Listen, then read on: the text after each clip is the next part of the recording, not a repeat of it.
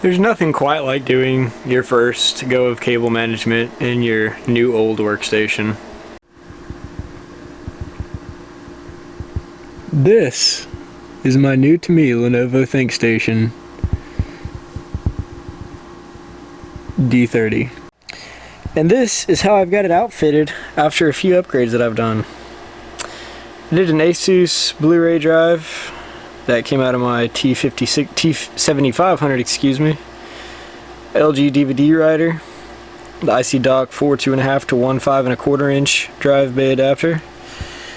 I think this is a 29-in-1 media card reader. 2 USB 3 ports, headphone and microphone, and a 1394 Firewire port. Of course, we've got the sticker that notates that it supports the V2 2011 Xeons. Power button, along with your hard drive indicator, your hard drive activity light, your power light, and then behind this grill up here we have a speaker. Around back we've got the 1120 watt power supply, a RS-232 serial port, 8 USB 2.0s, dual gigabit Intel Ethernet, a pair of USB 3.0 ports, your integrated Azalea audio, my 10 gig Broadcom QLogic Ethernet card, the outputs to my 980, a Quadro K2000D I want to say, or K2200D? K2000D.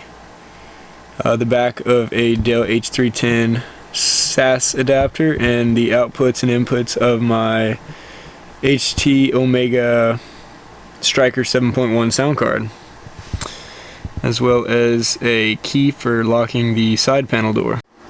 The Lenovo magic doesn't stop on the outside, of course. Inside there is a closer look at the 1120 watt power supply, along with all the specs to it up here, with its integrated 120mm fan, 120mm exhaust fan in the back, dual twin copper heat pipe coolers, which are not capable of keeping the Intel Xeon E5 2690 V1 CPUs cool, so I've got a pair of the Supermicro CPU coolers coming in on Friday, which I'll be throwing in here.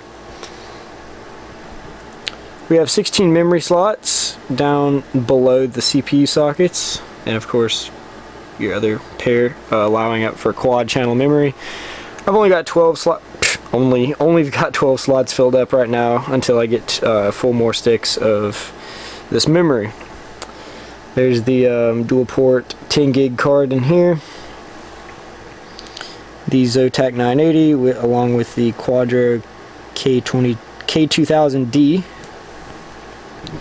my H310 and the sound card down there. Now up front, I don't know if I'll be able to get this on video, but we've got a mSATA SSD up underneath there, which is my boot drive. In here we have a in the 4-in-1 in the front we've got two 320 gig scratch discs in RAID 0, no, two 500 gigs, excuse me, two 500 gig Western Digital scratch discs in RAID 0 for, you know, decent performance. 1 terabyte SSD for games, and a 480, which was my old boot drive. Moving over here, we've got 3 2 terabytes down here, which are in RAID 0 for network shares, a 3 terabyte, and then a 4 terabyte up here. These are both Western Digital, and then these 3 down here are Hitachi. Such a beautifully laid out machine. They really thought of it all. Cable management's about as good as it's gonna get for now, which I'm not complaining too much about. It's not that big a deal, not that bad. There of course is the speaker and whatnot that I was talking about.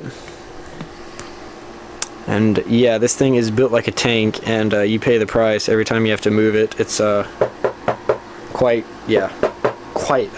stout gauge steel. Side panel of the machine is very stout as well, with the lock and the quick entry latch on the side. The Lenovo branding down here pretty subtly done in stamped steel. Then of course, taking the side panel off, you've got a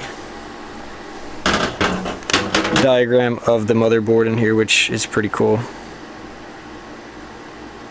Tells you where all the fairly important stuff are, like slots and what each slot is, which is cool.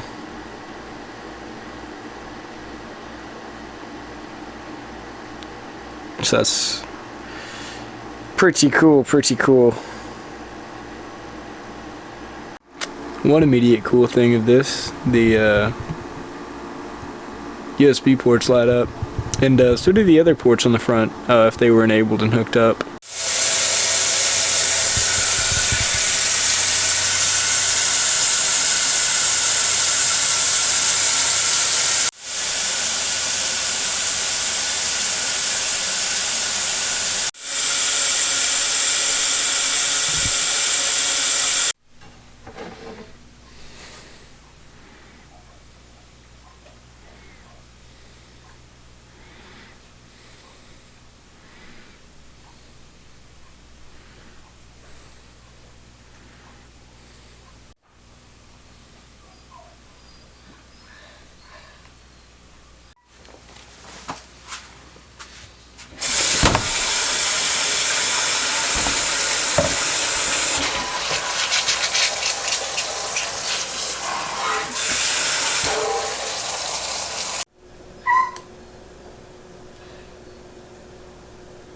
Video definitely won't do it justice, but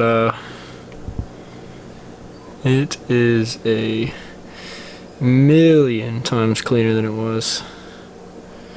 All the gaps are cleaned out for the most part, and definitely a pretty good end result. First time actually washing a computer part, believe it or not, but yeah, I definitely don't think it'll be the last. It's a pretty good deal cleaner. So yeah, this is it for now, but we'll be back with more videos on this thing here shortly, so stay tuned, guys.